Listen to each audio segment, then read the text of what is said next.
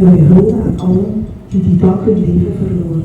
Maar in het bijzonder staan wij stil bij Gigi Gielen. Als piloot en boordcommandant vervulde hij zijn taak met verantwoordelijkheid, professionaliteit en toewijding. Vandaag eren wij zijn nagedachtenis en houden wij de herinnering aan hem en alle slachtoffers leven. Vandaag herdenken we samen op deze plaats een verschrikkelijke gebeurtenis. Op 15 juli 1996, exact 30 jaar geleden, stortte de Belgische C-130 Hercules neer op de vliegbasis in Eindhoven.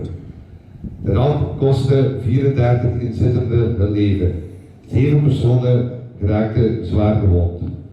We zijn hier vandaag samengekomen om deze tragedie, deze tragische crash en alle slachtoffers te herdenken.